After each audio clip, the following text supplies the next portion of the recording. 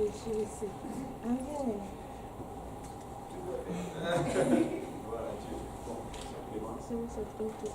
sais que tu es là, oh Seigneur.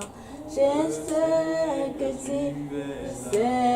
tu es là, oh Papa. Je sais que tu es là pour nous parler. Je sais que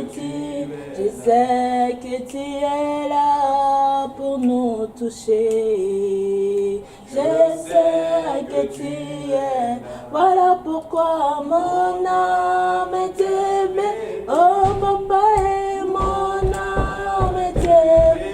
Oh Jésus et mon âme est bénie. Car je sais que tu es là, voilà pourquoi mon âme est aimée. Oh Jésus et mon âme est aimée. Oh Yahweh, mon âme est aimée. Oh mon roi, car je sais que tu es là, oh tu es là. Je sais que tu es là, oh Jésus, tu es là. Je sais que tu es là, voilà pourquoi mon âme est aimée. Oh Jésus est mon âme est aimée. Oh Papa est mon âme est aimée. Oh Yahweh, quand je sais que tu es là, voilà pourquoi mon âme est aimée. Oh Jésus est mon âme est aimée. Oh Yahweh, mon âme est aimée. Oh Papa, quand je sais que tu es là. Alléluia.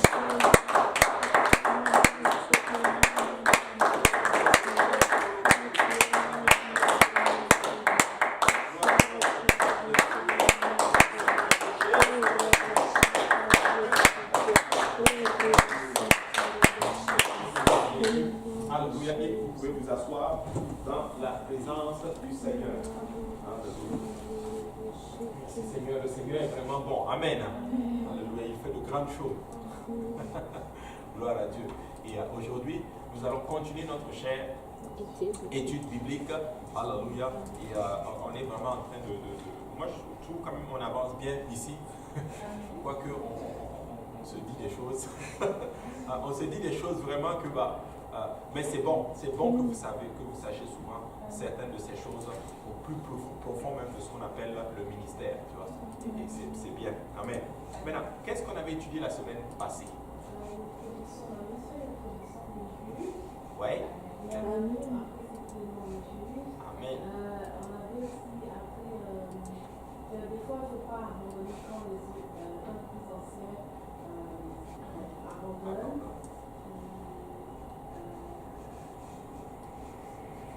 Ça, effectivement. Qui peut me donner chaque... Oui, Sœur Clémence. Je voulais aussi ajouter la sens comme dans le temps de juge, c'est comme quand Dieu suscitait un juge, les peuples servaient Dieu, et quand le juge n'était pas là, les peuples ne servaient pas Dieu. Et là, vous avez dit, des fois, il faut servir Dieu, même si le pasteur n'est pas là, il faut servir parce qu'on ne sert pas un homme, mais on sert Dieu. Exactement. Amen. Exactement. Et ça, c'était ça le problème des Israélites, c'est que le juge était là, c'était comme le juge était comme la police, et c'est normal. Nous avons tous ce sentiment-là. C'est normal, quand le pasteur est là, on fait plus attention que quand il n'est pas là. Est-ce que vous voulez que je sois honnête avec vous? Je suis plus stressé quand je prêche et que le pasteur est là. Je suis très stressé, parce que tu ne sais pas qu'est-ce qui va sortir et tout. Mais quand il n'est pas là, j'ai moins de stress. Tu vois, c'est tout à fait normal. Mais c'est comme ça. Mais nous devons apprendre à aller un peu plus au-devant de cela. Amen. Alléluia. Maintenant, qui peut me donner le nom d'un juge? Gédéon. Yeah. Déborah.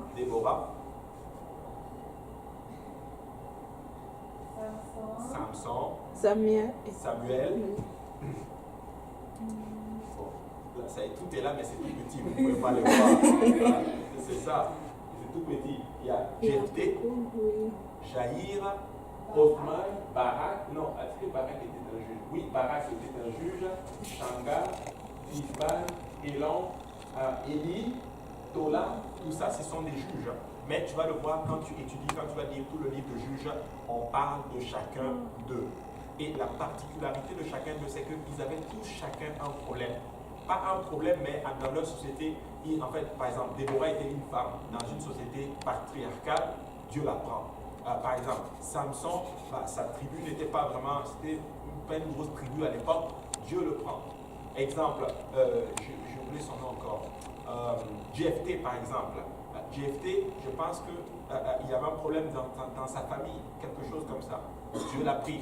Comment il s'appelle encore? Gédéon était le plus petit dans sa famille. Dieu l'a pris. Donc, aucun d'eux ne pouvait se glorifier. Tu vois? Pourquoi Dieu fait ça? Pour que personne ne se glorifie. Pour que nous arrivions à une place que nous reconnaissons que, écoute, si Dieu t'a utilisé pour faire ça, tu dois donner la gloire à Dieu. La gloire ne doit pas tomber sur nous, mais la gloire doit tomber sur Dieu. Moi, j'ai toujours remarqué ceci, et ça m'a toujours frappé. Tu sais, quelqu'un va venir, il va demander que prie pour moi. Tu vas prier. Et tu ne vas rien voir. Tu es en feu, tu pries, les mots s'enchaînent en même temps. Toi-même, tu sens l'onction. Toi-même, tu sens que tu es inspiré, les mots viennent. Seigneur, en fait, tu n'as jamais prié comme ça. Tu dis, waouh. Et puis là, rien ne se passe. Quelqu'un d'autre vient, prie pour toi. Mais ce jour-là, tu n'es pas du tout en forme. Il n'y a rien qui sort. C'est juste, Seigneur Jésus, bénis la personne, restaure sa situation. Point final. Et Dieu travaille. Boum. Tu dis, mais Seigneur, qu'est-ce qui se passe? Pourquoi Dieu fait ceci? Pour que nous ne nous glorifions pas. Pour que nous comprenions que c'est lui qui fait le travail. Maintenant, nous devons aussi arriver à une place que si Dieu performe le miracle à travers nous, gloire à Dieu. Mais s'il ne performe pas le miracle, gloire à Dieu quand même. Il y en a qui sont stressés quand le miracle n'arrive pas. Hein? Des fois, on va même imposer la main, tu vas secouer la personne, ou bien des fois, on prie pour le Saint-Esprit, tu pries pour la personne, tu pousses la personne, des fois même, on attrape le cou, tu veux même, vas-y, parle en langue, prends la langue, tu touches à... Non, tu poses ta main seulement, tu pries, et puis Dieu va remplir la personne. Amen. Tu vois, et c'est un peu cela. Donc, Dieu fait ceci pour que personne ne se glorifie. Oui. Oh oui.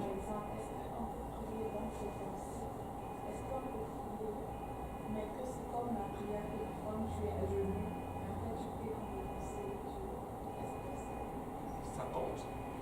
Tu sais, moi j'avais eu du mal avec ça.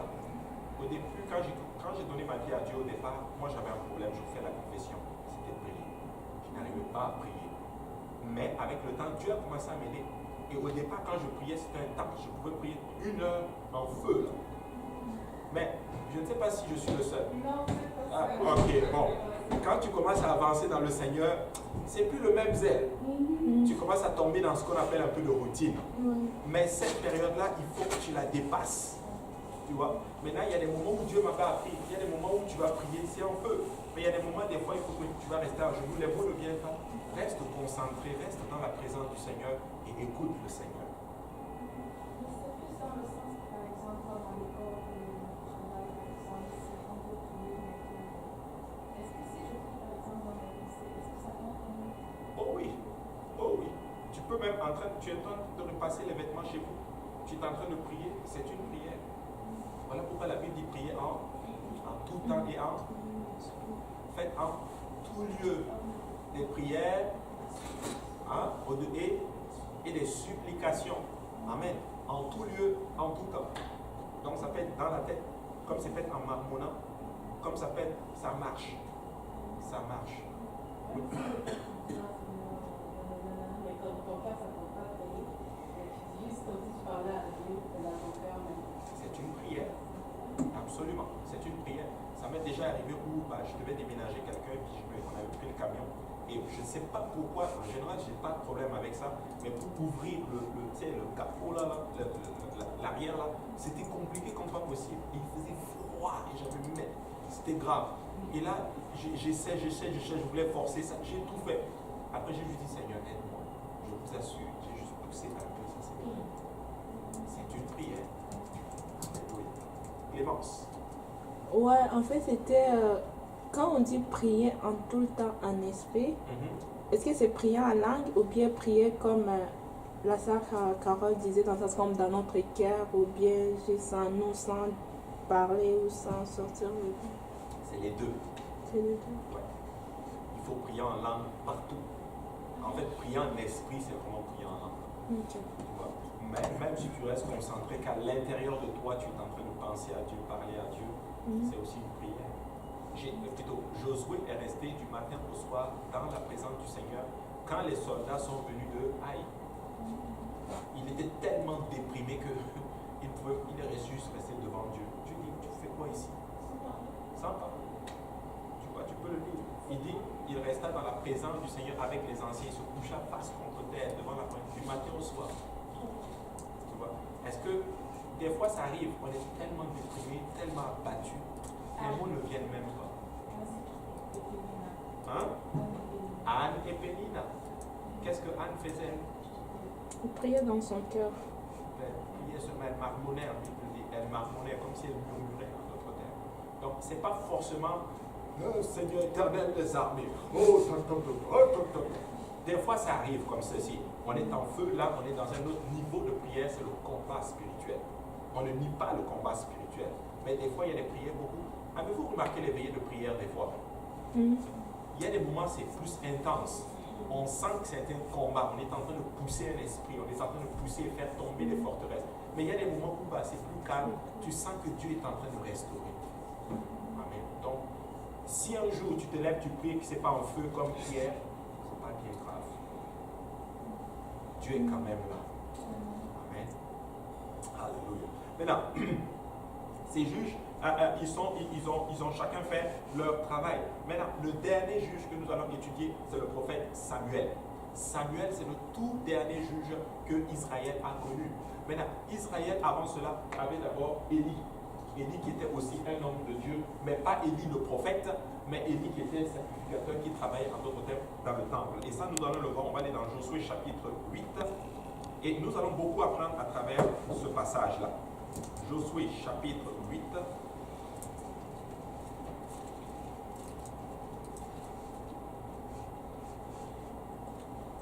Oh, plutôt non, pas chapitre 8, est-ce que c'est... Attends, c'est moi qui me trompe. Attends, je m'excuse, c'est pas chapitre 8. C'est juge.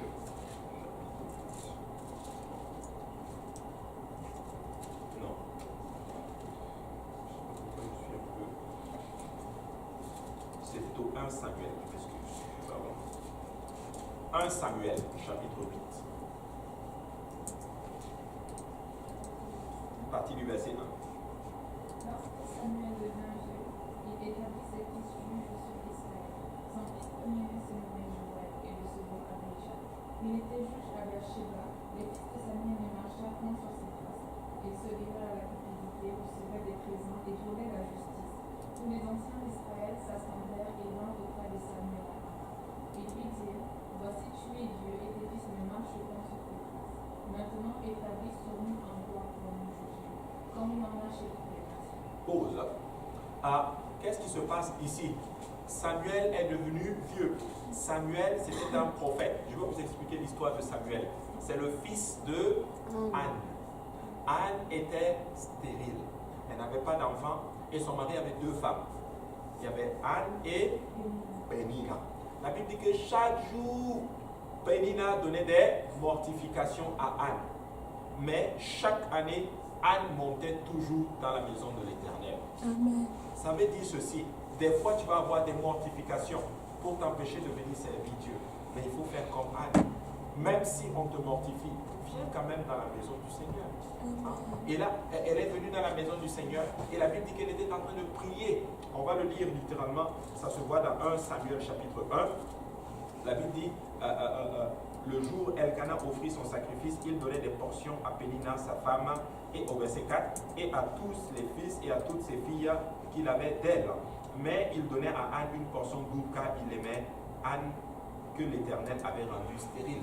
Maintenant, sa stérilité ne venait pas du diable. Donc, des fois, on accuse beaucoup le diable.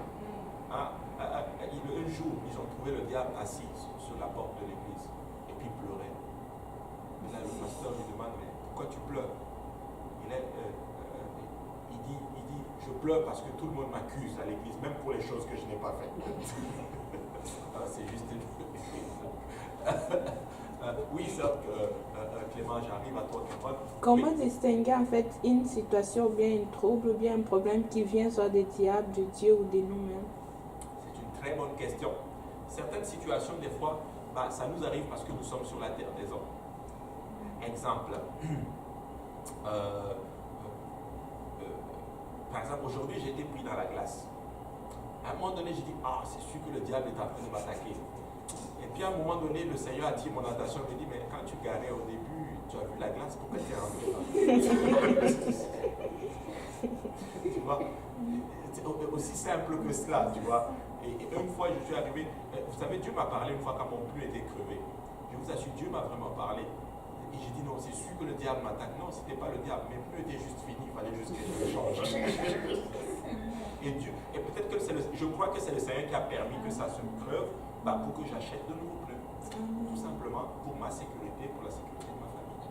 Si simple que ça. Maintenant, des fois, ça peut être du diable parce que, écoute, tu vas le ressentir là. Tu vas vraiment le ressentir, c'est spirituel là. Tu as des angoisses, tu as des problèmes qui arrivent et tu ne sais pas d'où ça vient. Tu as pris toutes les mesures nécessaires. Toi-même, tu sais que c'est juste le diable là qui est en train de pousser là. Tu vois, mais c'est des choses que tu vas vraiment ressentir, qu'il y a une activité démoniaque derrière. Tu vois, il y a trois sources des problèmes. Ça peut être toi, ça peut être le diable, comme ça peut être aussi les autres. Puis pour Dieu, c'est comment? Pour Dieu, c'est comment? Comme pour Anna, c'était Dieu. Pour Anna, c'était Dieu qui l'avait rendue stérile. Puis nous, quand c'est Dieu, comment on va savoir? Comment nous, on va le savoir? Tu vas juste le savoir. Exemple, Dieu t'appelle à faire quelque chose. Okay. Dieu t'inspire de faire quelque chose et tu ne le fais pas.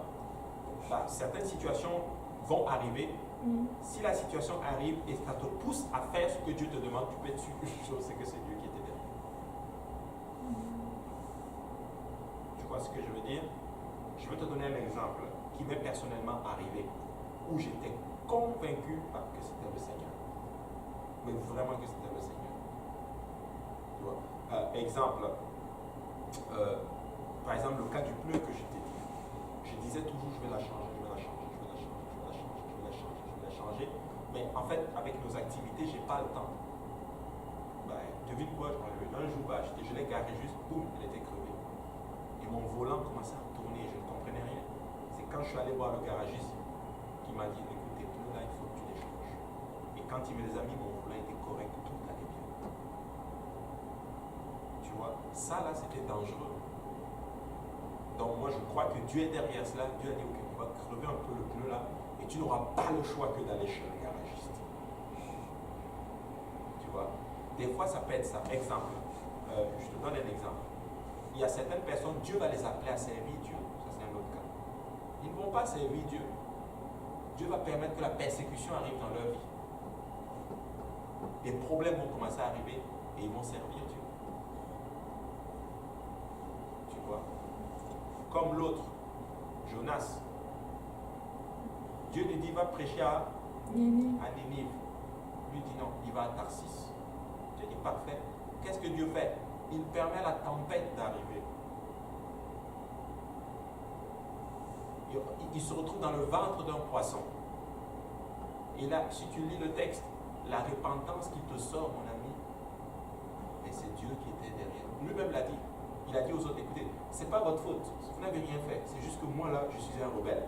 Et le Dieu que je sais est contre moi. Donc, si vous voulez avoir la paix, jetez-moi dans l'eau.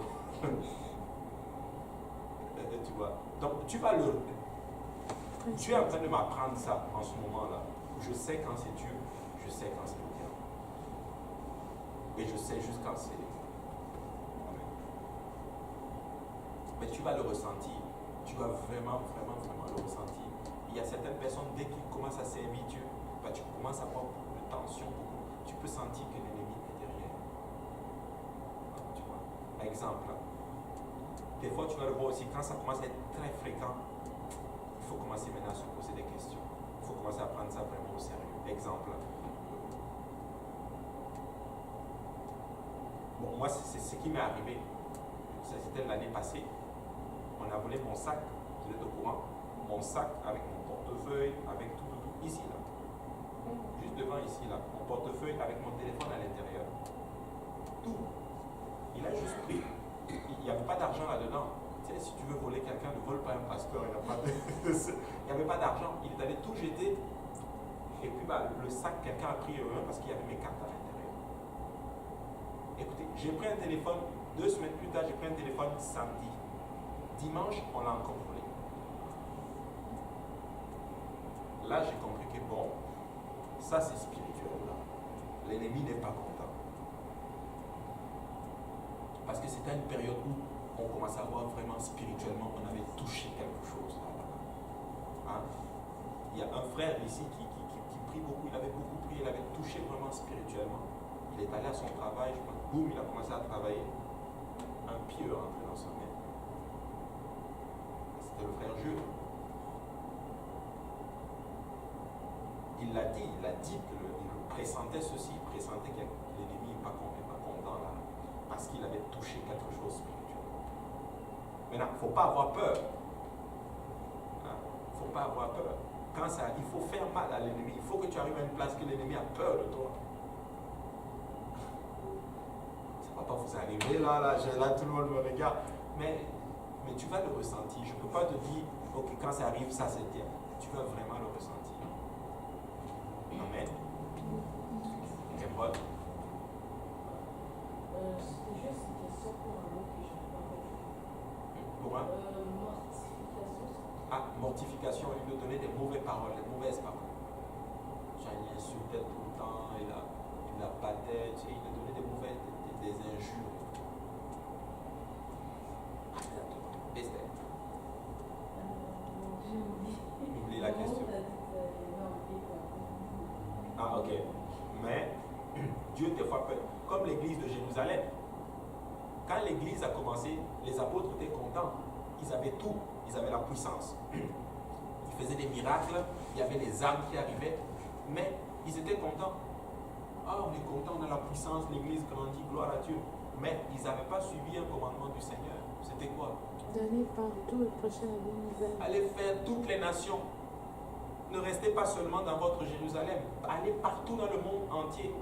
Tu te rends compte, le jour de la Pentecôte est le jour que le tout premier païen entre dans l'église, il y a 10 ans. Donc, Actes chapitre 2 et Actes chapitre 10, là, quand vous regardez votre Bible, vous avez l'impression que c'est arrivé dans un court laps de temps. Non. Il y a 10 ans.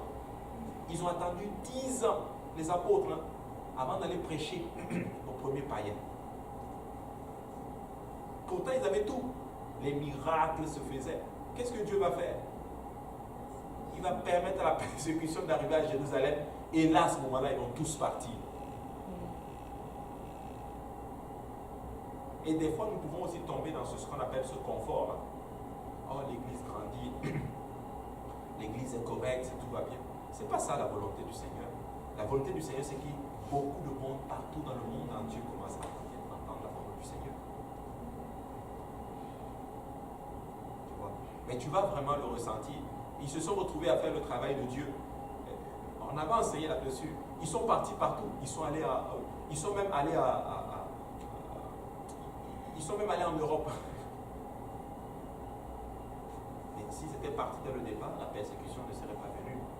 Et Jérusalem, qui était censé être le quartier général de l'évangélisation, Dieu va la remplacer par Antioche. L'église d'Antioche.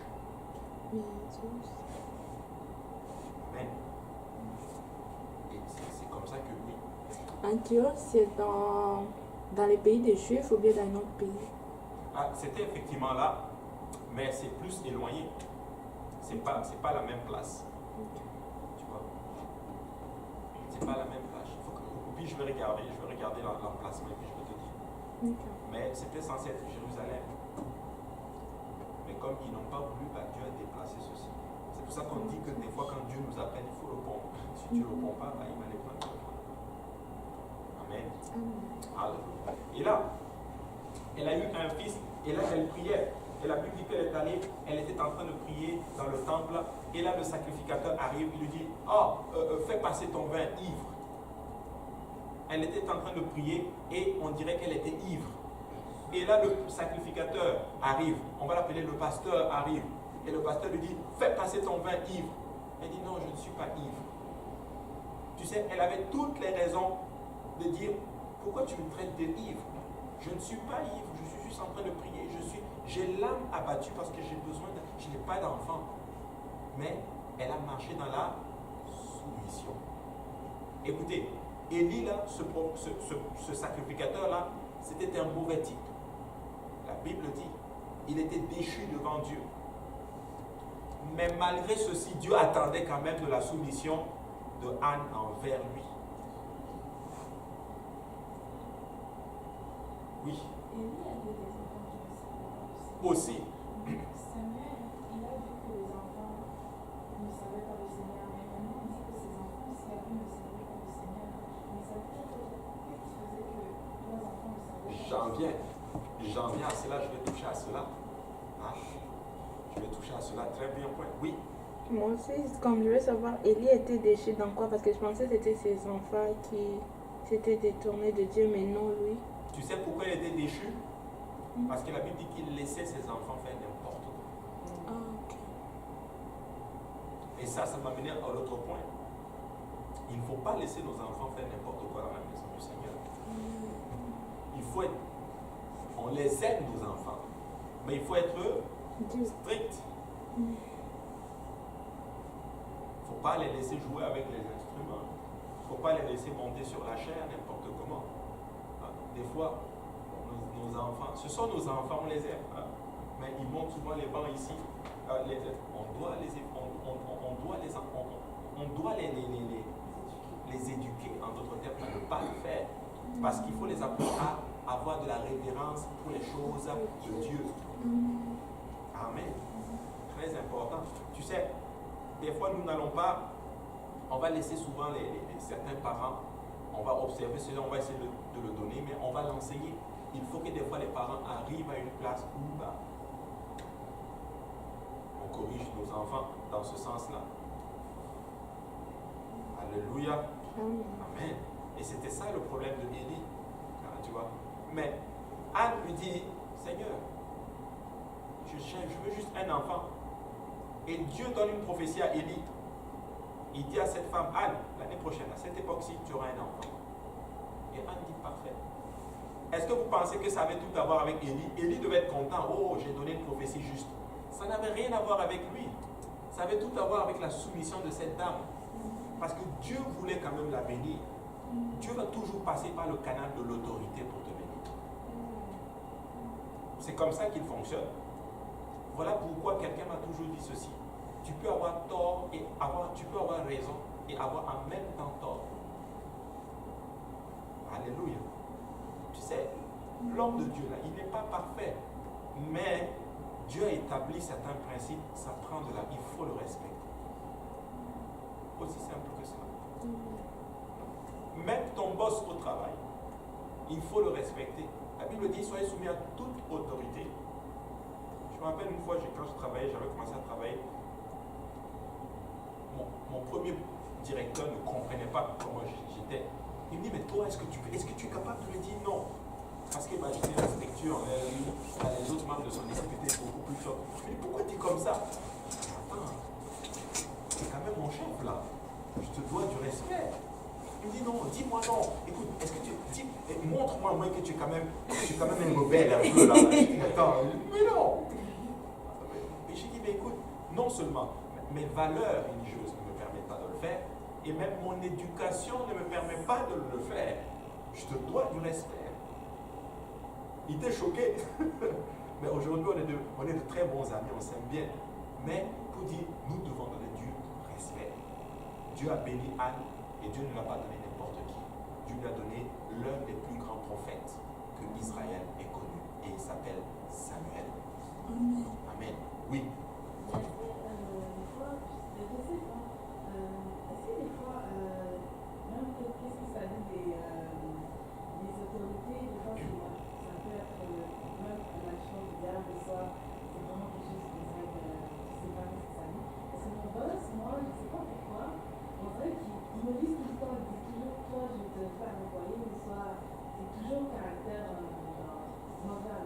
Tu pries pour lui. Tu pries pour lui. Tu sais, des fois, ton attitude peut même faire que Dieu va le changer. Moi, je connais comme ça, il y a des gens ici dans la maison du Seigneur. Je vous dis, leurs boss se sont élevés comme eux. Ils sont juste allés prier. Dieu a viré leur boss. Un bon matin, ils arrivent. Ils sont virés. Oui. Il faut laisser Dieu s'occuper des affaires. Toi, marche juste selon la parole du Seigneur. Amen.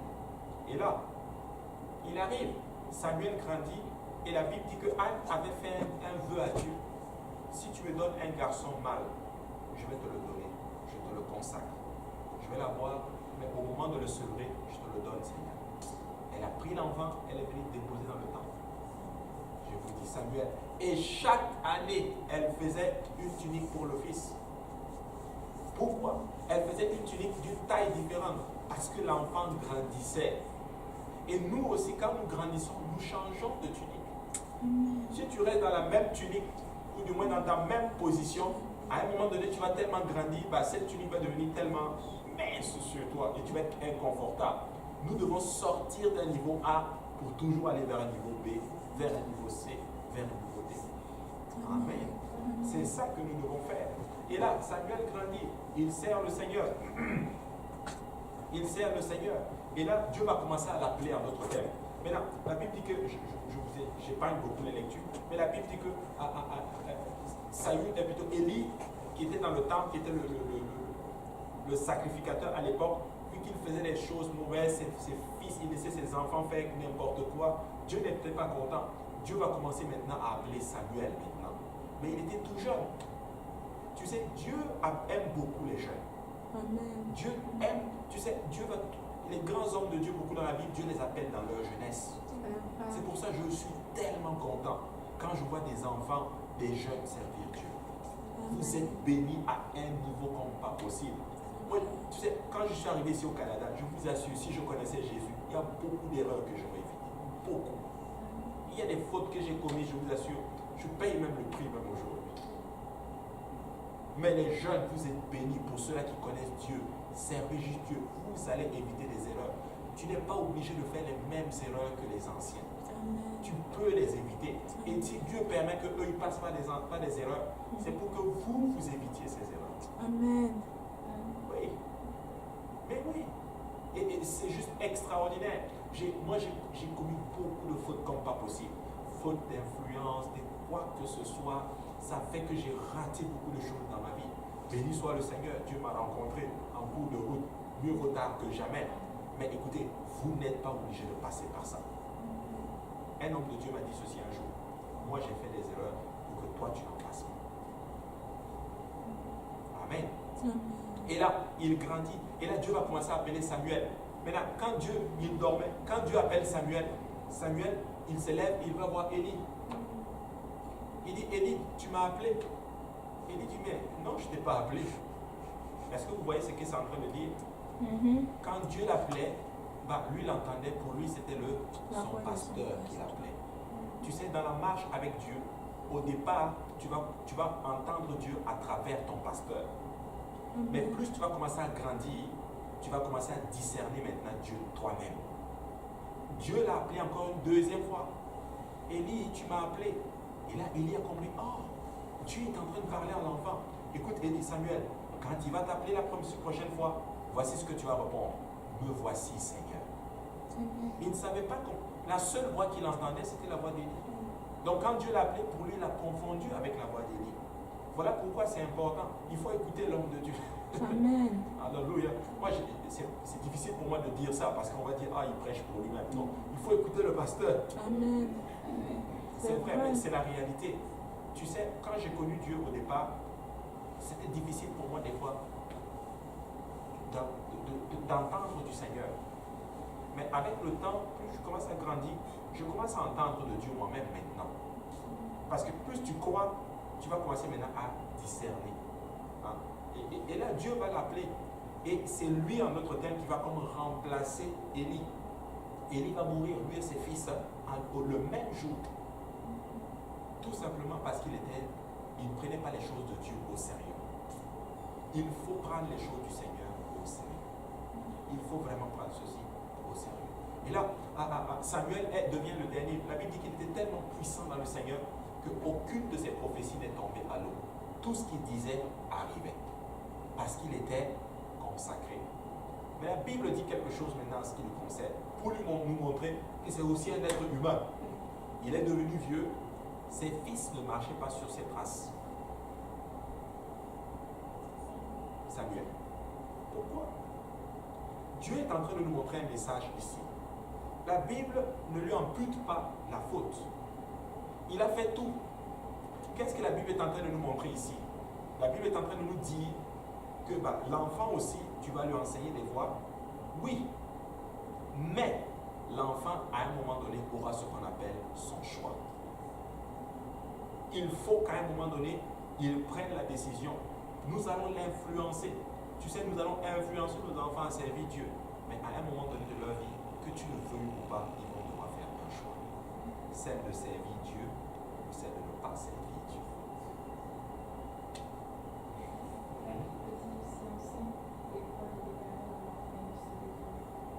Ouais. Qu'est-ce qui dit ça? Un psaume ou un proverbe? Un proverbe. Les proverbes, je vais vous l'enseigner un jour. Les proverbes, ce n'est pas que quand tu les appliques, ça va arriver à 100%.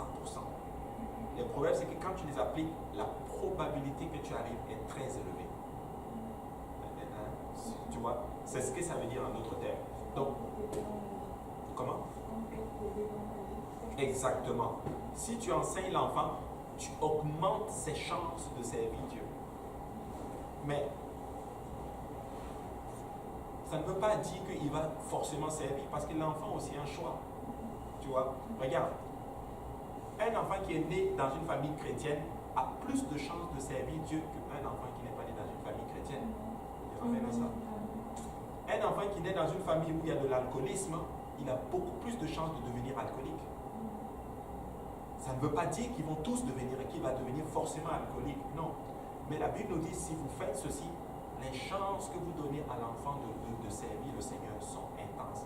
Enseigne les voies de l'Éternel à l'enfant quand il sera grand. Il ne va pas s'en donner. Tu vois, les proverbes, c'est ça. Je vais vous l'enseigner un jour. Les proverbes, c'est ça en fait. Si tu l'appliques, la probabilité que ça arrive est forte. Oui. Oui, maman. Ce sont des conseils. Ce sont des conseils. Tu peux tout faire, tout donner à un enfant. Il aura un choix. C'est bizarre. Abel et Caïn. Deux enfants, les mêmes parents, la même éducation, il y en a un qui fait la volonté de Dieu, il y en a un qui ne fait pas la volonté de Dieu. Pourquoi? Pour nous montrer que nous avons toujours le choix. Amen. Nous avons le choix. Nous avons le choix. Tu sais, voilà, aujourd'hui nos enfants n'ont pas le choix. Je vais vous expliquer pourquoi. Mes enfants à la maison n'ont aucun choix. C'est moi qui décide pour eux. Ils n'ont pas le choix, ils doivent venir à l'église. Ils n'ont pas le... Mais un jour viendra où ils auront le choix. Ma joie la plus parfaite, c'est qu'ils choisissent eux-mêmes. Je servirai le Dieu de mon cœur. Je servirai l'Éternel. C'est ça. Tu sais, je n'ai aucun doute qu'ils vont réussir dans la vie. Mais la plus grosse réussite, ce serait qu'ils trouvent les voies de l'Éternel et qu'ils suivent les voies du Seigneur. Mais qu'est-ce qu'on fait? On les amène à l'église. On les enseigne les voies du Seigneur. On prie pour eux. On jeûne pour eux. On fait tout ce que nous pouvons faire pour que Dieu les influence, pour que l'influence entre à les servir, pour qu'ils servent le Seigneur. Maintenant, il y y avait un problème aussi. Quand tu regardes la vie de Samuel, il y avait aussi, on peut voir, c'est pas écrit clairement, mais on peut voir aussi peut-être un petit problème. Nulle part dans les Écritures on ne parle de la femme de Samuel. C'est s'il avait 2 enfants, c'est qu'il avait comme une femme, mais on ne parle pas d'elle. Elle est où? Est-ce que Ça attire notre attention. Oui, Est-ce que ça veut dire que sa femme n'était pas, par exemple, il était étranger, il ne savait pas Peut-être. Dieu? Je sais là pas. maintenant c'est la porte ouverte à beaucoup de suppositions. Moi, je comprends pas ça, parce que genre, même si elle est étrangère ou qu'elle soit en famille, tout ça, Dieu marque de tous les erreurs, parce que c'est ça le frère, c'est ça le moi. Tu as raison. Tu as raison. C'est pour ça que je dis c'est la porte ouverte à des suppositions. Mais voici le point que je voulais aborder. C'est que pour des fois donner un bon cadre à nos enfants, il faut qu'il y ait une famille équilibrée. Papa, maman. Beaucoup de personnes qui dérapent ont eu ce qu'on appelle un dérèglement à ce niveau-là. Voilà pourquoi le diable a compris. Il va détruire la cellule familiale et les enfants sont livrés à eux-mêmes. Écoute, peu importe une famille, ça prend l'autorité paternelle et ça prend l'amour maternel. Il faut toujours la voix d'un père, d'un homme quelque part pour cadrer et aussi la tendresse d'une maman. Dieu n'est pas bête quand il a fait ces choses. Une maman, un papa. Maintenant, ça ne veut pas dire qu'une famille où il n'y a pas de papa, ça va désigner. Non, c'est pas ça. On dit juste que les chances que l'enfant a que ça de réussir sont plus élevées.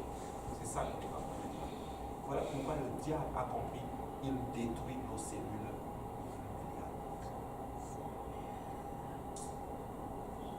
Amen. Le diable est vraiment mauvais. S'il y a quelque chose que le diable détruit le plus, ce sont nos familles. C'est vrai.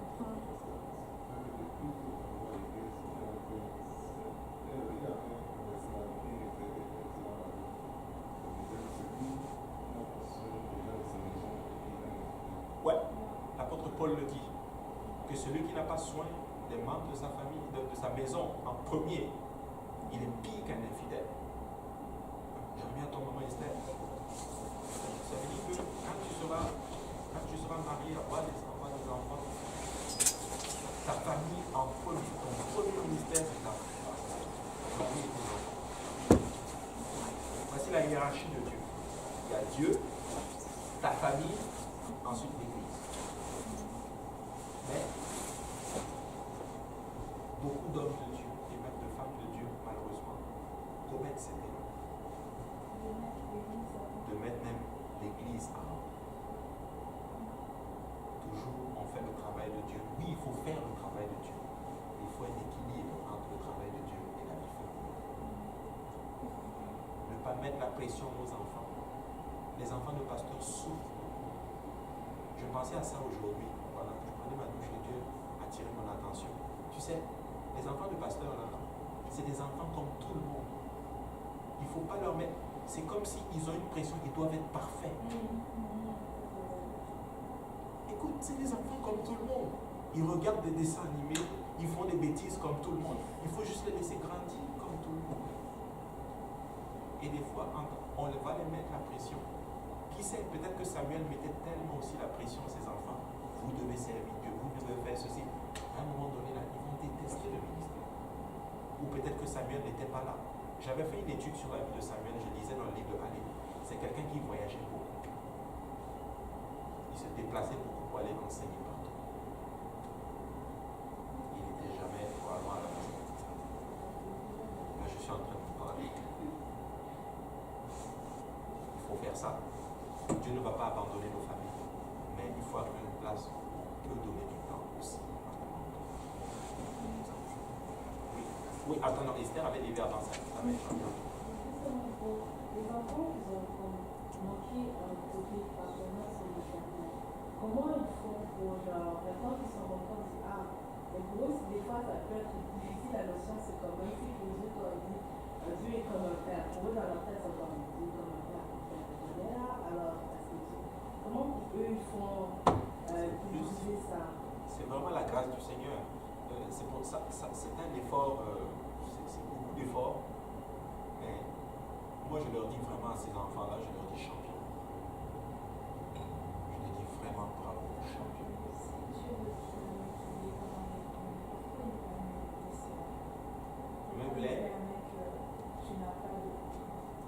C'est pas que Dieu paie. Tu sais, il y a certaines choses qui arrivent, c'est pas forcément Dieu, mais c'est les conséquences de certains choix.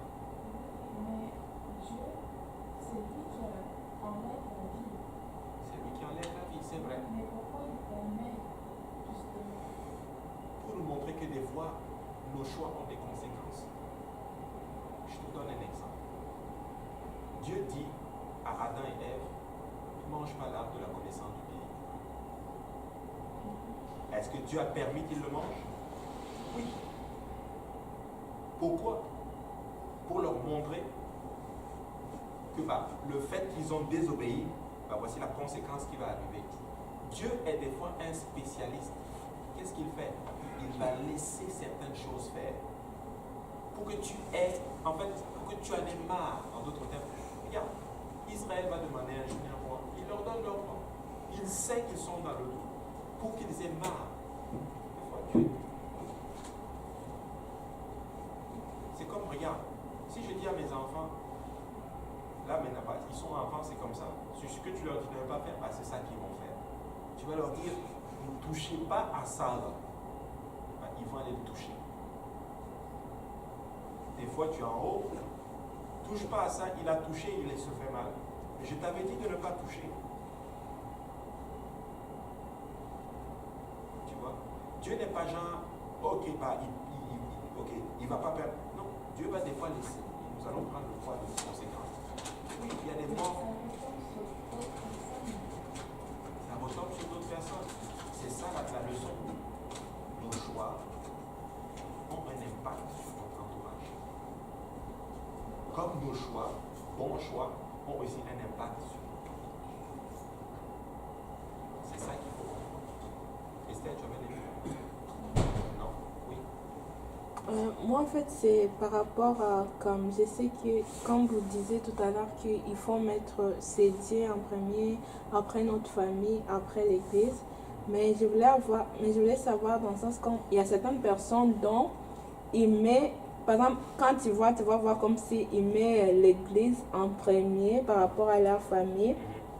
Mais moi, je me dis, peut-être ces genres de personnes-là, peut-être en mettant l'église en premier, peut-être ils pensent qu'ils mettent Dieu en premier, puis après la famille. Puis là, je voulais savoir la différence pour différencier quand tu mets Dieu en premier et quand tu mets ton église en premier. Ouais. Tu sais, des fois, c'est parce que nous, on arrive à une place, mais ça, c'est beaucoup plus à des dirigeants, tu vois. Bon, vous êtes des dirigeants et dirigeantes. Mais quand ça arrive comme ça, c'est parce qu'on pense que tout repose sur nous. Tu vois, exemple, tu vas voir l'exemple dans une église, il fait tout, il est tout le temps à l'extérieur, tu vois, il se dit, ah non, si je ne fais pas ceci, l'église ne va pas avancer. Tu vois ce que je veux dire?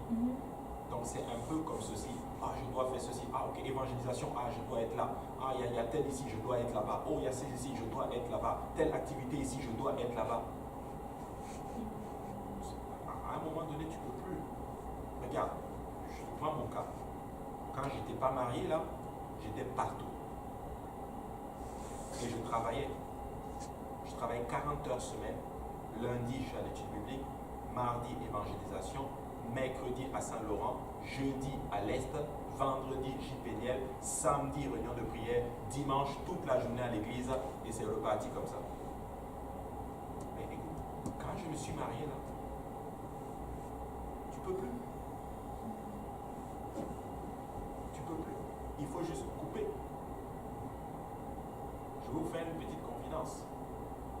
Une fois, quand mes jumeaux sont nés, on était tellement fatigués, je n'avais même pas le temps je ne pouvais pas prier. On était à l'hôpital, tu dors, et ça arrive comme ça, c'est pas mauvais, hein. En passant, quand ça va vous arriver, là, vous allez tous voir cette période-là. Tu coupes à gauche et à droite, chercher la nourriture, maman est là-bas, et tu dors mal et tout. Et ma femme est rentrée à la maison. Et Je voulais juste prier. Je suis venu ici. On habitait à côté d'ici. Je suis venu ici. Je suis descendu au sous-sol. Je priais.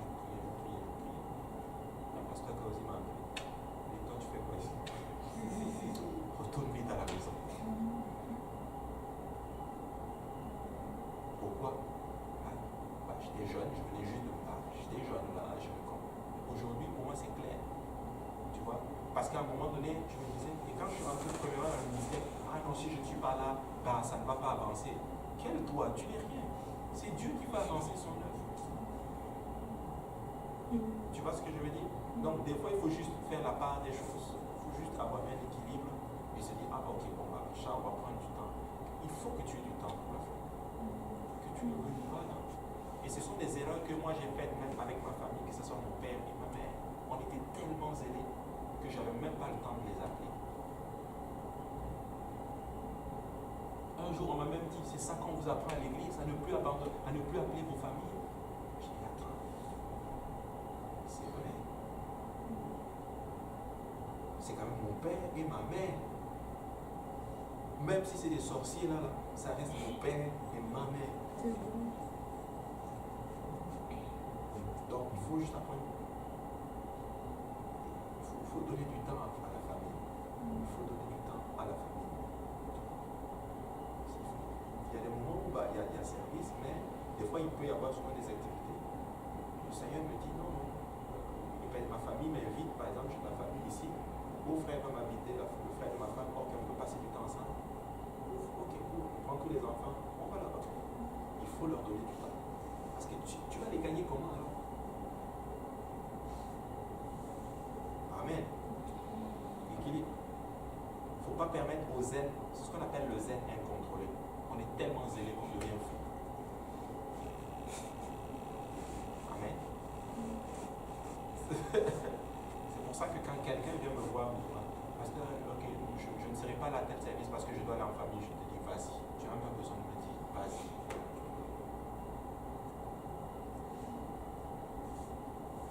Bon, dis-moi, pardon, dis-moi. Je vais dire oui, je ne veux pas dire, mais dis-moi. Mais je sais oui. Amen. Ouais, non, sérieux, dans le sens où, écoutez, ça a eu un coup terrible dans ma famille. Aujourd'hui, mon rapport même avec mon père n'est plus vraiment comme avant. Ça a eu un coup. Ça sont les erreurs que j'ai faites. Et vous n'êtes pas obligé de faire ça. Appelle ta famille chaque semaine, ou même tous les jours s'il le faut. Appelle ton père, appelle ta mère, appelle-les. Appelle ton oncle, appelle les membres de ta famille. Parce qu'il faut que tu les gagnes. Amen. Je sens que je suis en train de parler à des gens ici. Mais il ne faut pas tomber dans ça. Au début, c'est comme ça. Il y a le zèle, tout, pas le temps, tout partout. Ah, il y a clinique ici, j'y vais. Oh, il y a telle activité ici, j'y vais. Oh, il y a telle ici, j'y vais. Ah. Il y en a même qui vont partir, qui vont laisser les enfants pour aller aux activités. Moi, je n'ai jamais compris ça. Tu vas laisser tes enfants. Moi, ça m'est arrivé, mes parents, pour un cas exceptionnel, où notre présence était vraiment. Je vais laisser mes enfants quelque part. Mais il y en a, c'est tout le temps. Quand il y a activité là, il faut qu'ils soient là-bas.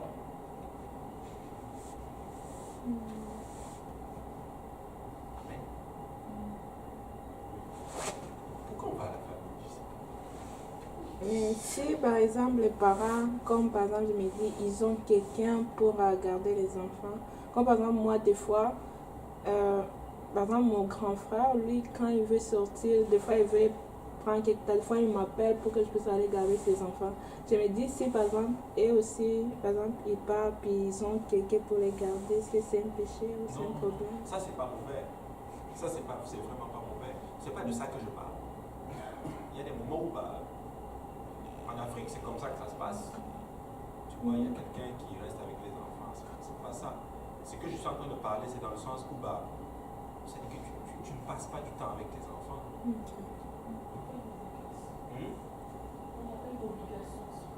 C'est ça, il n'y a pas une obligation. Mais il faut passer du temps avec tes enfants. Moi, j'ai pas envie d'être un étranger chez moi à la maison. t'arrive, les enfants.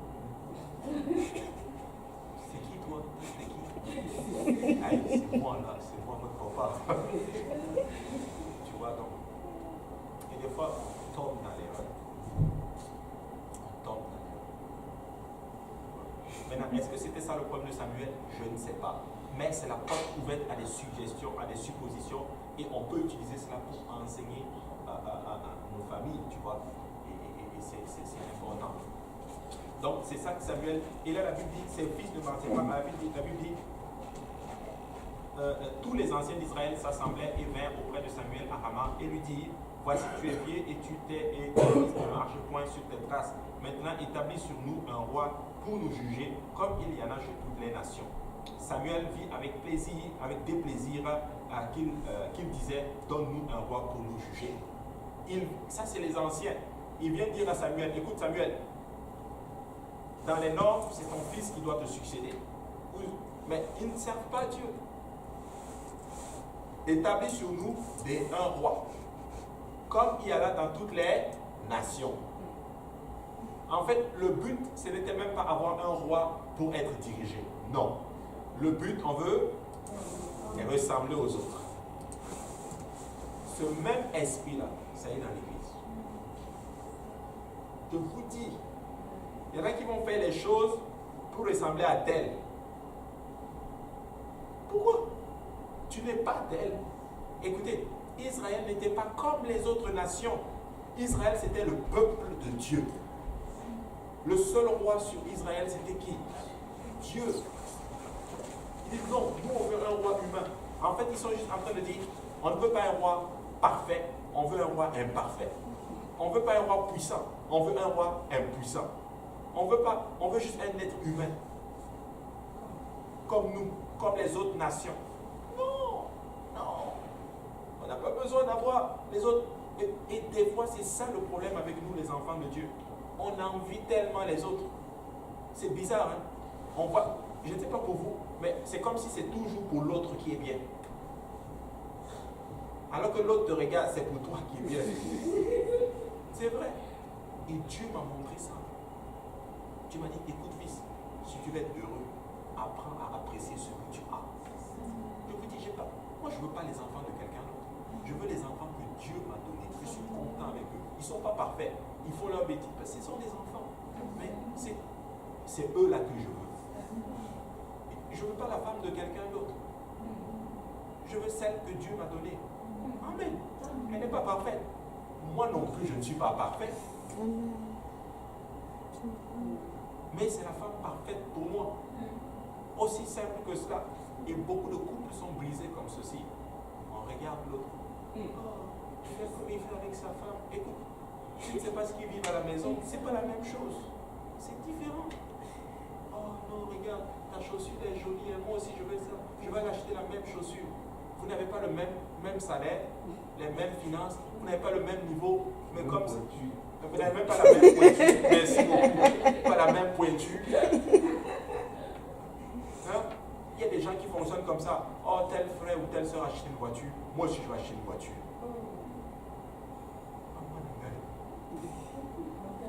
Maman Nangaï, ça veut dire quoi encore?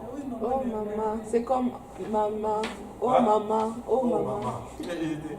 Maman Nangaï. Ça fait juste pas de sens. Toujours les autres. Ressembler aux autres.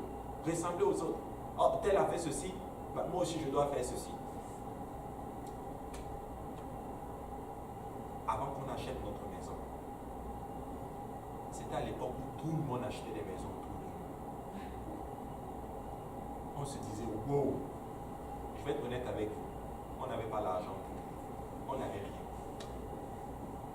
Mais Dieu nous avait donné un bel appartement. On était bien là. Je travaille à temps partiel, mais je me dis, Seigneur, waouh, tout le monde est en train d'acheter. C'est probablement que la bénédiction est arrivée. Moi aussi, je vais acheter pour moi. On est allé visiter, Dieu a fermé toutes les portes. Je vous dis. J'allais parler au pasteur. Le pasteur me dit, attends un an. Comment ça, attends un an? Je vous dis, Dieu a fermé toutes les portes. À un moment donné, on était arrivé à une place, on savait que Dieu était juste derrière. C'est lui qui bloquait tout. C'est pas parce que les autres achètent que toi tu dois acheter. Quelqu'un même venu dire à ma femme, ah, essayez, vous allez voir, ça va marcher, ça va marcher. Et je rends grâce à Dieu, Dieu lui avait donné la sagesse. Ma femme lui a dit ceci. Ce n'est pas encore notre temps. Je ne vais pas fabriquer mon témoignage. Ça, c'est votre temps et je me réjouis avec vous. Gloire à Dieu, béni soit le Seigneur pour vous. Vraiment, votre maison, c'est joli. Et nous, là, Dieu nous a dit, vous attendez. Et c'est quand on avait enlevé notre cœur de la maison, on avait le dégoût. Je vous assure, je vous dis littéralement, on avait le dégoût. On était tellement stressés. Ma femme me disait, ne parle plus de maison. Parce qu'on avait fait les visites, on était stressés, on cancellait le bail. À un moment donné, on s'est dit, on avait cancellé le bail, il fallait trouver un autre appartement, c'était le stress. Ma femme était tellement troublée qu'elle me dit, ne parle plus de ça. On avait tellement, et c'est quand on avait le dégoût de cela que Dieu nous a donné notre maison. Simple que cela. On voulait aller loin. Dieu nous disait non, pour vous là, peut-être pour les autres c'est bon, mais pour vous, restez ici parce que je vous appelle ici. Pour le travail de Dieu, ça va être plus facile. Imaginez-vous que j'habite. Est-ce que vous savez où est-ce que je cherchais la maison? Non, à l'Assomption. Oui, maman. Je suis même allé à la Valtrie. C'est où ça? Je suis même allé faire des visites, maman. C'est loin. Je disais non, le Seigneur va faire grâce. Qu'elle va faire grâce? Tu vas payer l'essence jusqu'à tes cheveux vont tomber, mon ami. À un moment donné, je suis allé dire à Dieu, je dis Seigneur, si tu veux me donner une maison, tu vas me donner une maison à mon âme. Parce que, écoute, t'imagines là, à 23h, lui, Paul va t'appeler, pasteur, il y a un baptême. Et la fatigue. Et la fatigue.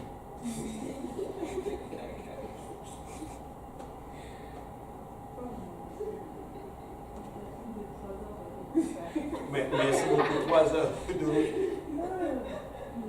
Et Dieu m'a impulsé. La sœur Jolie, elle a prophétisé à ma femme ce jour-là. Elle ne se souvenait même pas qu'elle avait dit ça à ma femme. Elle a dit, ne vous stressez pas. Dieu a une maison pour vous à l'est. Quand on a vu la maison, on n'avait même pas la mise de fonds. Je vous dis, le banquier me dit, mais tu n'as pas la mise de fonds, tu vas faire comment? J'ai dit, mon ami, Dieu est capable. Dieu est capable. Mais Dieu a donné les sous, on n'a pas demandé à quelqu'un. Dieu a pourvu. Il ne faut pas essayer de ressembler aux autres. Il faut juste essayer d'être ce que Dieu veut que vous soyez. Bénissez le Seigneur quand Dieu bénit les autres. Mais écoute, si Dieu a béni ton frère, gloire à Dieu. Ton temps aussi arrive. Oh, tel va se marier. Moi aussi, je dois me marier. Et tu commences à cruiser les hommes. Et les frères commencent à faire des trucs pour attaquer les sœurs. Ça devient des ninjas.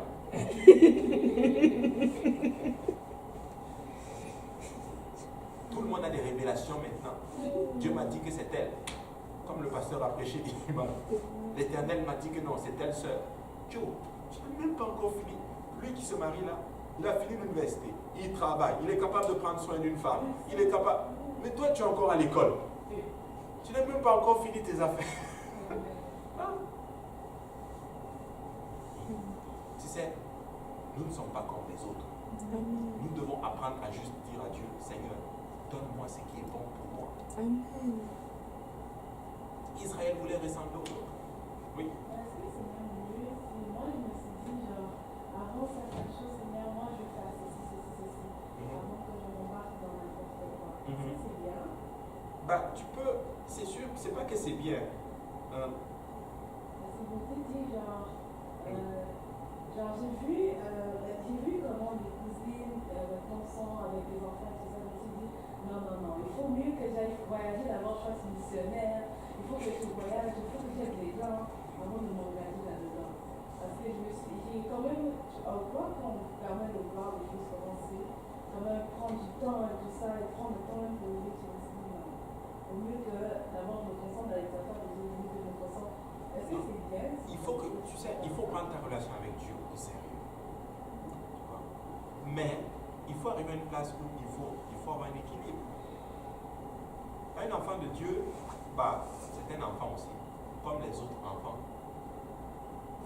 La seule différence, c'est que toi, tu as des principes, Dieu te donne des principes pour que tu arrives. Oh, je suis un enfant de Dieu, je n'ai pas vraiment besoin d'étudier. Hein? Tu vas aller à l'école et tu vas échouer. Un enfant de Dieu, ça étudie comme les autres enfants. Tu ne peux pas me dire, oh, j'étais tout le temps à l'église, tout le temps à l'église, tout le temps à l'église, tout le temps à l'église, tout le temps à l'église, et tu n'étudies jamais. Dieu va m'aider à réussir mes cours. Voulez-vous que je vous raconte des témoignages? J'ai connu ça. Amen. J'étais à l'UDM. Quand j'ai rencontré Dieu, on était zélés. On était très zélés. Et on était très, très, très zélés. Toujours à l'église. Toujours à l'église. Et à la fin, je n'ai pas eu le temps d'étudier à l'Intra.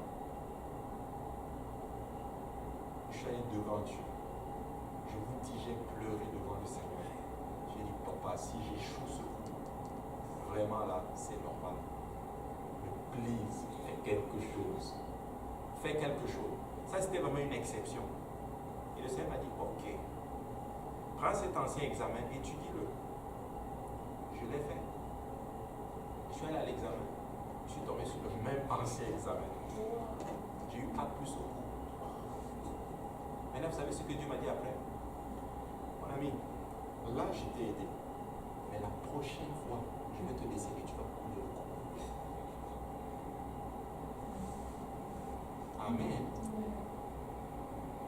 Vous savez ce que le pasteur Ryan Almond a dit à ces jeunes? Il leur a dit ceci. Si tu vas aller à l'université ou à l'école et que tu ne vas pas assurer, ne dis pas à tout le monde que tu es mon, que je suis ton pasteur. Et si tu vas à l'école là, tu carbures, tu es des A+, et dis à tout le monde que non, mon pasteur c'est pasteur Abou par exemple. Amen. Nous devons mettre tout en place. Il faut étudier, il faut juste bien organiser son temps. Maintenant, voici aussi notre problème. C'est qu'au temps d'étudier, on n'étudie pas. Maintenant, le temps de servir Dieu, bah, c'est ça qu'on veut prendre pour étudier maintenant. Là, s'il y a un débalancement, là. Mais s'il y a le temps pour étudier, tu étudies. Le temps pour venir à l'église, tu viens à l'église. Tu vas réussir. Tu vas poindre ceci, Dieu va même te pousser et tu vas réussir. Donc ça, ce sont des erreurs que nous, on a faites. Donc, il faut avoir un but. Amen. Alléluia. Amen. Gloire à Dieu.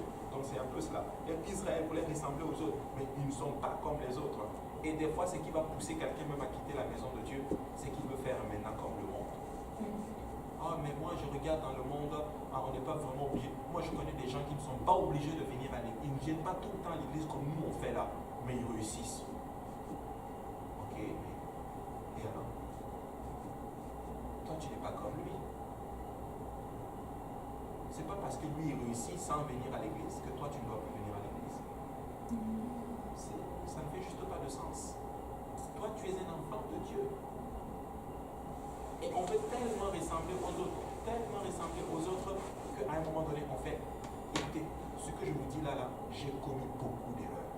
J'ai raté beaucoup dans ma vie. Je vous dis, j'ai beaucoup raté. Bon, j'ai beaucoup gagné aussi en touchant, quand j'ai rencontré le Seigneur. Mais honnêtement, là, j'ai beaucoup échoué dans ma vie. Et vous savez pourquoi? Des mauvais choix, mauvaise influence, vouloir faire comme les autres. Et il y a beaucoup de choses que je n'ai pas réussi à accomplir. Et vous n'êtes pas obligé de passer par là. Amen. Amen. Pas obligé de passer par là. Faites juste le travail du Seigneur. Faites ce que vous devez faire. Et Dieu va faire le reste. Il y a le spirituel, mais il y a aussi les actions que nous posons. Et là, ils vont dire à Samuel, mais pourquoi? Dieu est votre roi. Non, nous on veut comme quelqu'un, comme les autres rois. Parfait. Il va prier. Dieu dit à Samuel, écoute, donne-leur ce qu'ils veulent. Donne-leur. Ils veulent un roi, donne-leur ce qu'ils veulent. Pour ça, j'ai dit, faites gaffe à ce que vous voulez. Dieu pourrait te le donner. Amen. Il y avait une sœur. Elle venait à l'église. Et son problème, c'était le mariage.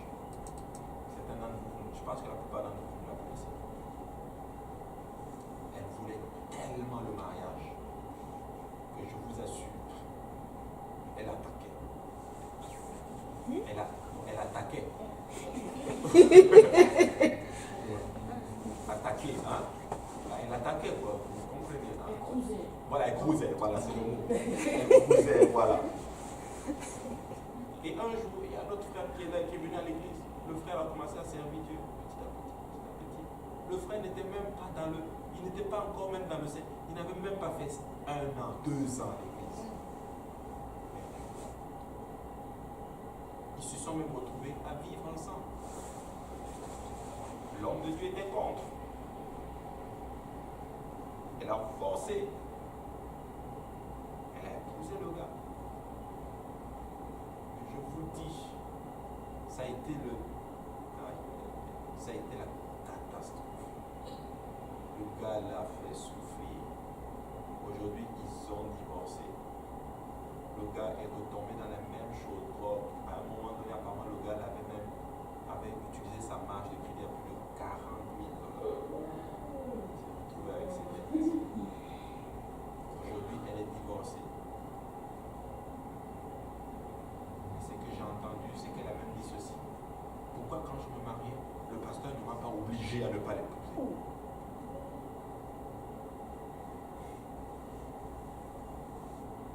Je vous assure, j'ai parlé au pasteur. Le pasteur m'a même dit, il était contre.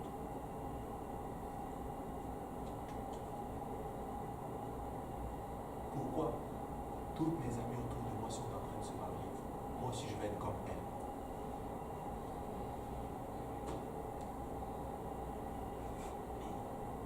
Aujourd'hui, le gars s'est remis avec une autre fille, il a même un enfant, jusqu'il met même les photos sur Facebook. Et elle est seule. Elle est retombée encore dans les mêmes choses. C'est triste, hein? C'est vraiment triste. La précipitation. Tout ça pour être comme les autres. C'est triste. Donc nous ne devons pas être. Nous simplement. Et il va dire, Samuel dit, non, pourquoi? Gardez Dieu. Écoutez, Dieu avait prévu un roi pour eux. C'était qui? David. Il fallait juste attendre quoi? Une génération. Mais ils disent, et là, ils disent, donne-leur le roi.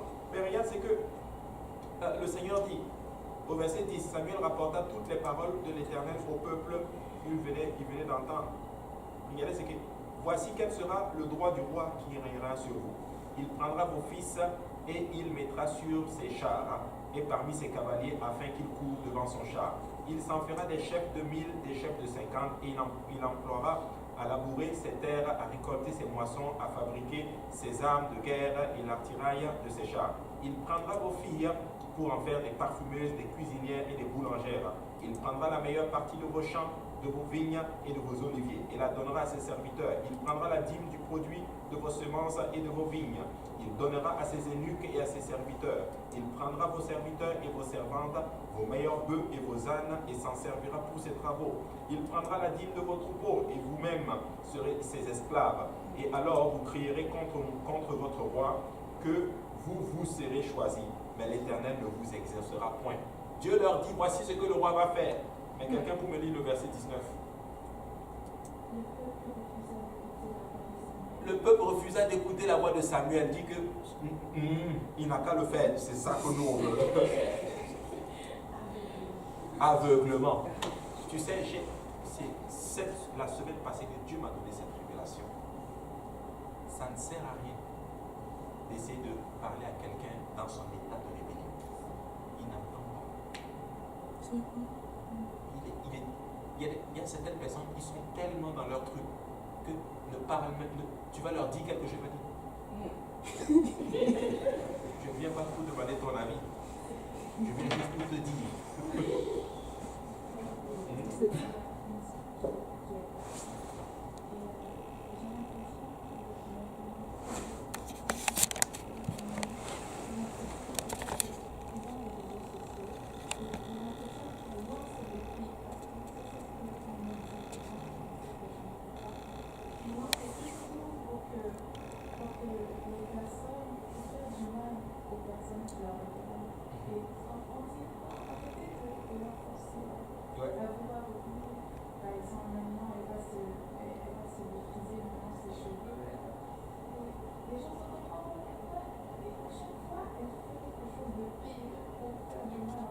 mal, elle attaque les... Et puis, moi je trouve ça un peu ridicule, mais je dis à vos personnes, mais laissez-la décréter, faire tout ce qu'elle veut. Ouais, laissez-la. Laissez juste là. Et puis, je comprends, mais à chaque fois qu'il y a quelque chose de pire, juste pour attirer l'attention, Mais moi, je dis c'est bien fait aussi pour nos soeurs qui regardent ça. Qu'est-ce que tu fais ton temps à regarder ça? Et après, c'est elle qui s'assoit et dit que... Elle a l'air quand même heureuse, hein? Non. Tu sais, des fois... Bah, tu sais...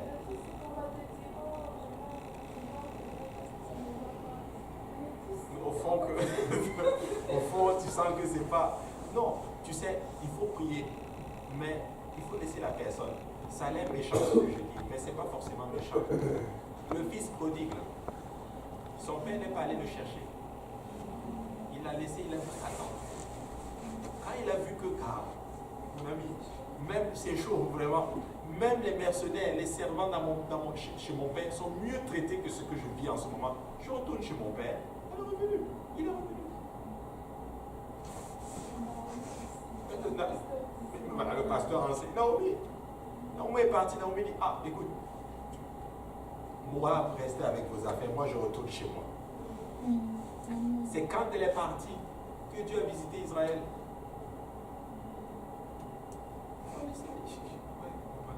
Et là, c'est moi, les copains, je me disais toujours, ah ben, j'ai pas le temps d'aller, je travaille. Là, tu m'as donné, même si j'ai 2 jobs, j'ai le temps d'aller à l'église, j'ai le temps de travailler. Là, maintenant, je dis, tu fais un mieux de pas dire cette excuse-là. La plupart du temps, les gens pensent que, ouais, mais quand même, la personne qui fait le bac, elle le sait, elle dit, ok, là, j'ai aucune excuse, là, c'est moi et Dieu. Oui, et c'est ça. Mais vous devez arriver à une place où, regardez, vous savez, chacun de nous a sa relation avec Dieu. Nous sommes tous à un niveau différent avec Dieu. Tu sais, ce que ton frère a là, c'est lui. Ce que tu as, c'est toi. Paul dit ceci, c'est une source de gain d'avoir ce qu'on appelle le contentement. Je ne dis pas qu'il faut arriver à une place où on est dans le statu quo. Je ne dis pas qu'il ne faut pas chercher l'excellence. Non, ce n'est pas de ça que je parle. Mais tu sais quoi, des fois, il faut juste se contenter de se contenter. Écoute, l'autre est parti. Priez pour la personne. Parce qu'elle, elle sait que vous regardez. Tu penses qu'elle va mettre les côtés négatifs? Elle va aussi mettre des choses pour vous montrer que dans ma rébellion, je suis heureuse. Pour faire mal. Parce que j'ai constaté aussi, quand ça va bien, on n'a pas le temps de s'exposer. Oui. Voilà. Parce qu'on est occupé. On est occupé. Exactement. Tu n'as pas le temps. Il faut prier pour la personne et puis gloire à Dieu, la personne va revenir. C'est comme, écoute, c'est qui le prochain mariage, c'est quoi?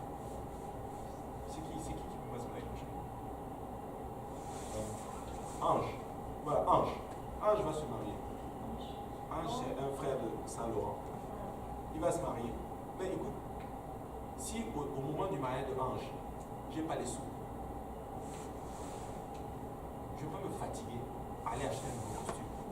Le vieux costume que j'ai, je vais l'envoyer ça chez le pressé. Ça va être, merci, ça va être comme neuf. Mais je suis sûr qu'il y en a qui sont en train de prier en ce moment. Seigneur, il faut que tu me donnes l'argent pour que j'achète ma robe. Parce que non, là, ça va être chaud. Il faut que ma robe. Ah, non, telle soeur a déjà acheté sa robe. $800. La plupart des gens, c'est dans les crédits, il ne faut même pas. Tu n'as pas les mêmes moyens que ta soeur. Amen. Contente-toi de ce que tu as. Aussi simple que cela. Et tu vas être heureux. Et après ça, c'est quoi? Après ça, c'est quoi? C'est vrai. C'est fini. Tu as porté juste. Mais moi, j'étais choqué. Hein. Il y a souvent certaines personnes qui viennent me voir. Pasteur, vraiment, c'est chaud. Financièrement, vraiment, moi, je suis dépassé. Moi, je suis en train de me battre, même donner ma team. C'est chaud. Et là, je regarde son téléphone. Le dernier iPhone qui est sorti. Mais vraiment, qu'est-ce qui se passe? Une fois, j'ai dit à quelqu'un, c'est quoi tes dépenses? Je sais que je n'ai pas le droit de faire ça là. Mais là, écoute, là, je suis dépassé. Là, je vais aller plus loin. Dis-moi, c'est quoi? Comment tu dépenses? Oh non, il y a ci, il y a ça, il y a ça, il y a ça. J'ai dit, ah! J'ai dit, même moi, j'ai pas ça.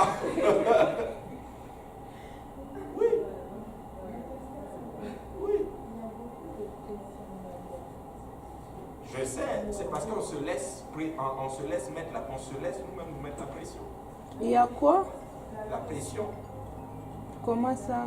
La pression dans le sens où tout le monde fait ses choses, chacun fait ses choses.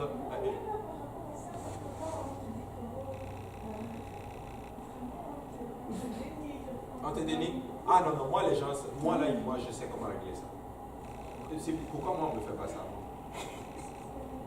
Ah non, moi je te dis mon ami, parce qu'elle dit que des fois, certains même de l'église vont te mettre la pression. Comment? On te dénigre quoi. Ah, ouais. Il faut que tu fasses ça, il faut que tu fasses ça, il faut que tu fasses ça. Pourquoi tu n'as pas ça? Ah oui? Ah ok, moi viens, si tu me dis ça, je sais ce que je vais te dire. Moi écoutez, j'ai dit un jour à quelqu'un, ah c'est chaud, c'est chaud, c'est chaud. Ok, qu'est-ce que tu as chez vous? L'internet? Coupe l'internet. Moi j'ai fait ça. À un moment donné, je galérais grave. Je travaillais 25 heures par semaine. Une femme et des enfants. J'ai coupé l'internet chez moi. Les gens venaient chez moi. Ah, est-ce que tu peux me donner le code de l'internet? Non, j'ai coupé parce que j'ai pas d'argent. Lâche. Dieu m'a appris à ne plus avoir la honte. Je vous dis. Un jour, mon frigo était gâté. Je ne savais pas, je suis allé prendre un frigo, je l'ai couché, et je l'ai amené chez nous et je l'ai branché en passant. Si vous prenez un frigo, si vous l'amenez chez vous, il ne faut pas le brancher tout de suite. Il faut le laisser pour toi, tu sais, maman, pour que le gaz monte. Moi, je ne savais pas, le frigo est gâté. On n'avait pas d'argent. Il y avait un petit frigo comme ça de l'église ici. Parce qu'on a dit, prends. Je suis resté avec ça pendant. Je ne sais plus combien de temps là. Jusqu'à ce que Dieu nous a donné l'argent. On a acheté un frigo. Les gens venaient voir le petit frigo, et le petit frigo était bien. Et Dieu va s'arranger à ce que ça sorte bien au salon. Pour te montrer que je n'ai plus honte. Si j'ai pas, j'ai pas. Donc, si quelqu'un te dit c'est le plus vieux téléphone, dis-lui ça marche quand même. Ça marche, ça fait des textos. Tiens, ça va même sur WhatsApp. Et des fois, nous mettons beaucoup la pression comme ceci, les uns et les autres.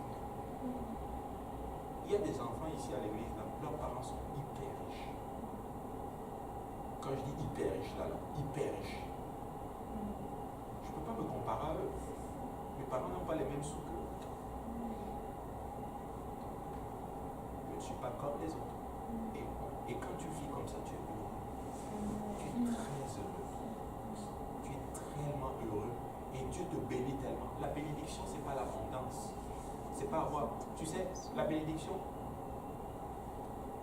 c'est pas que tu as 200 000 $ l'année. Écoutez, je travaille dans une institution financière.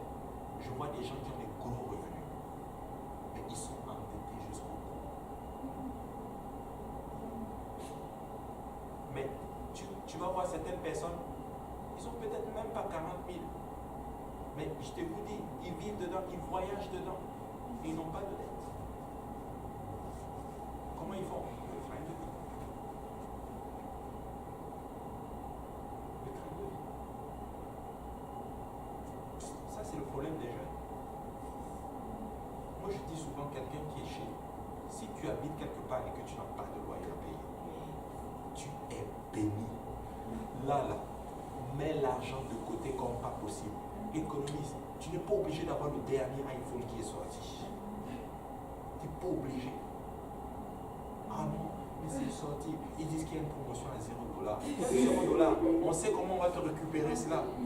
Et la facture de téléphone, 80 $. Il y a des enfants ici à l'église, ici, là, je ne vais pas citer le nom là. Il y en a ici, ils vont te dire je galère. C'est quoi ta facture d'internet, de téléphone? 80 $. 80 piastres. Ah non, mais j'ai besoin de 8 gigs. Quel 8 gigs? Il y a l'internet partout. Tu veux l'internet, entre dans un petit montant. Tu captes l'internet, c'est fini.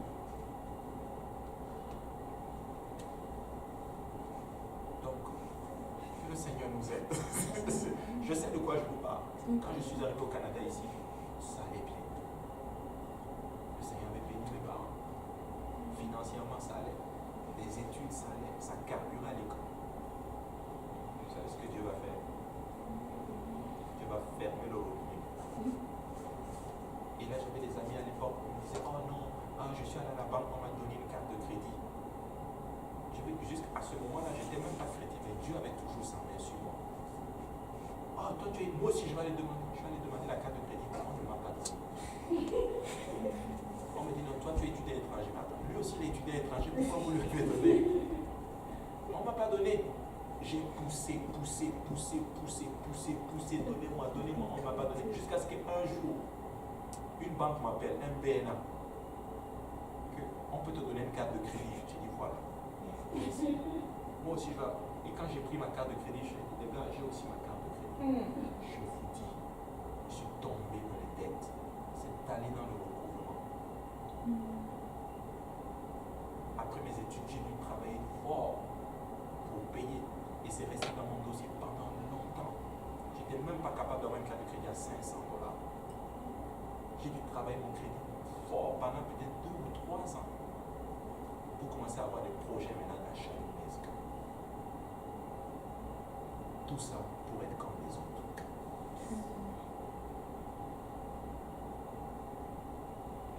C'est même personne maintenant quand elle me parle ici.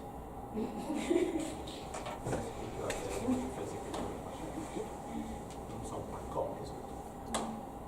Mais je devrais enseigner ça un dimanche. Aux jeunes, voilà, J. Péniel, voilà. Si j'ai l'occasion d'enseigner à J. Péniel, je devrais. Ça, c'est vraiment plus le problème des jeunes. Je vous dis, les jeunes ont ce problème à un niveau comme pas possible. On se copie, on se regarde. Il y a la concurrence même dans la maison du Seigneur. La concurrence. Qui a la plus belle robe? Qui a le plus gros veston? Qui a les plus belles chaussures? Qui a les plus beaux chaussures?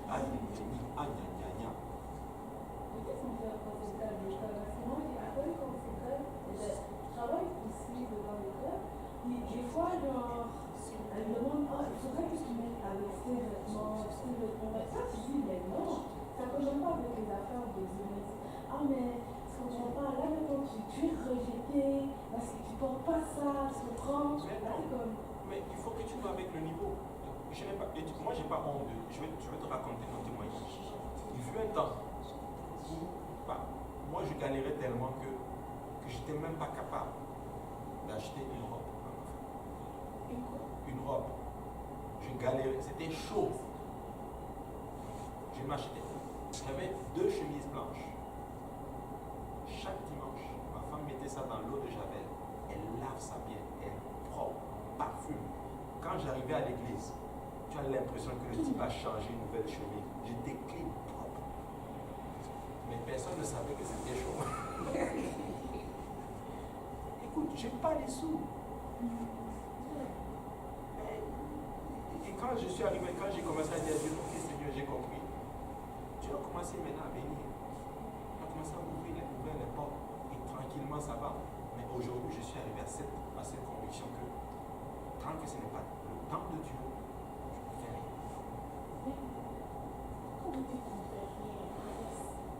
Non, c'est pas que tu restes à ne rien faire. Tu vas travailler fort, tu vas chercher des opportunités et tout. Mais si tu n'as pas l'argent, pourquoi tu vas aller t'endetter fort pour faire telle chose juste parce que il y a un courant à l'église ou il y a un courant dans ton milieu qui le fait? Ça ne fait pas. Il y a des jeunes qui devaient se marier. Je leur ai dit, écoutez, là en ce moment, il y a plein de jeunes qui sont en train d'acheter des nouvelles voitures. Et toi, tu n'as pas besoin de faire ça. Tu es en train de te marier. Économise. Même la vieille voiture que tu as, garde-la. Garde-la. Un temps viendra, Dieu va ouvrir les portes. Et tu vas acheter les meilleures choses. Aussi simple que cela.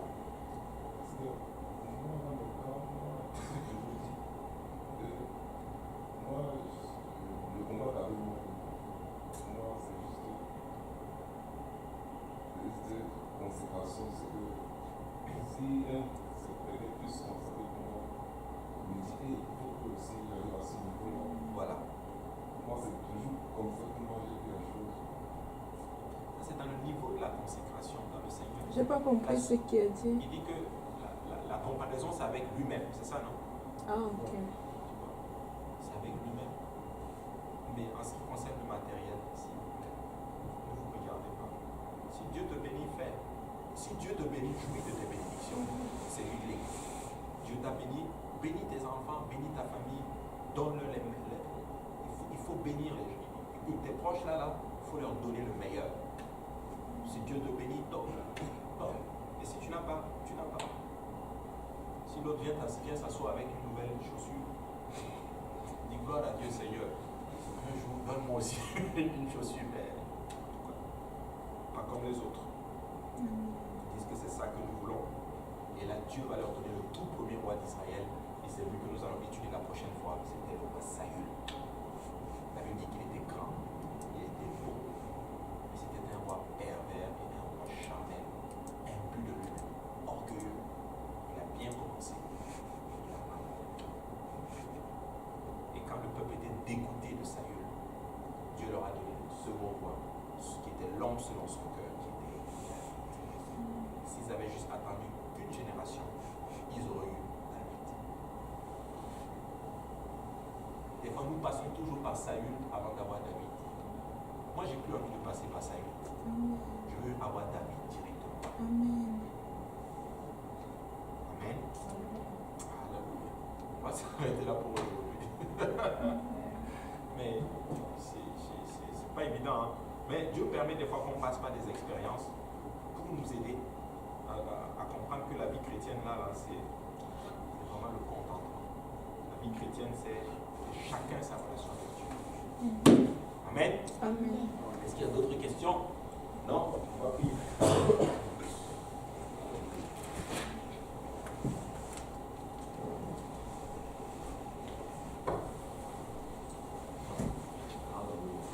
On va prier et puis nous allons rendre grâce au Seigneur. Amen. On va bénir le nom du Seigneur et on va prier pour que le Seigneur nous aide en notre thème à. Dites-vous que vous n'êtes pas comme les autres et que chacun a son cheminement avec le Seigneur. Chacun vraiment son cheminement. Je vais vous parler par exemple avec le cas je vais vous parler un peu avec le cas du mariage.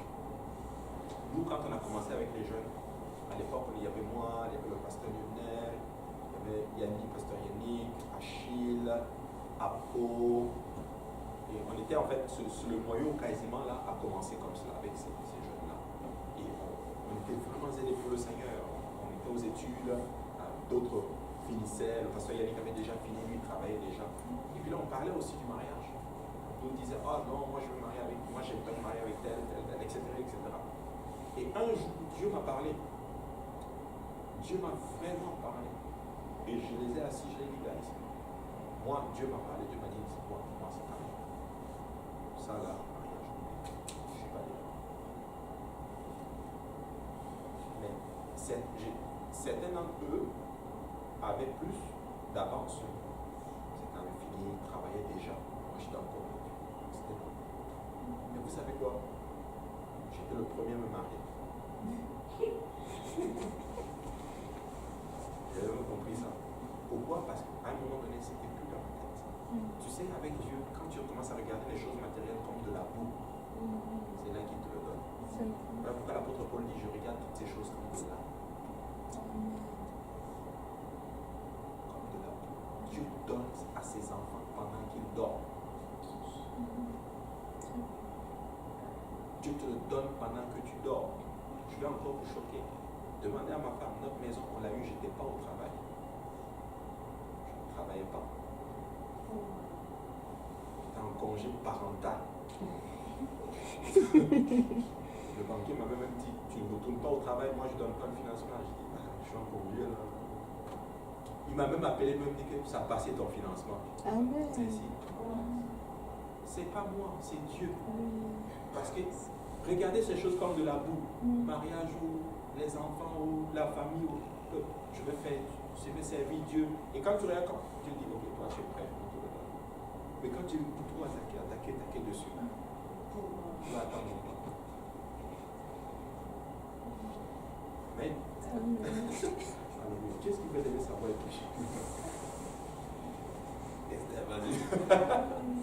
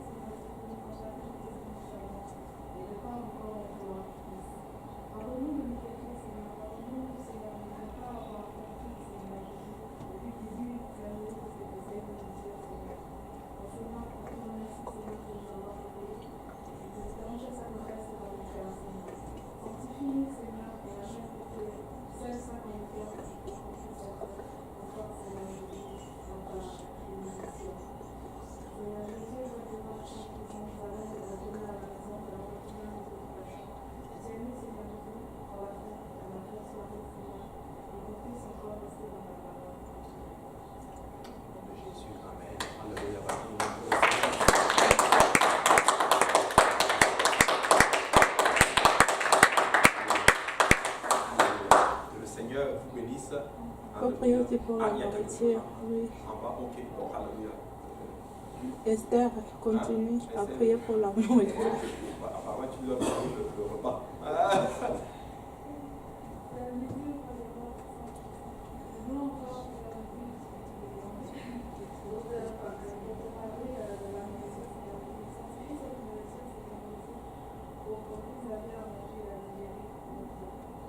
Amen. Merci Seigneur. Au nom de Jésus. Amen. Le Seigneur vous bénisse. Amen. Puis saluez votre voisin et voisine. Dites-lui que le Seigneur vous bénisse. Le Seigneur vous bénisse. Oui, maman. Comment ça va, champion? J'essaie de te dire, champion. Comment ça va? Content de te voir. Ça va bien, maman. Que le Seigneur vous bénisse. Amen. Toujours.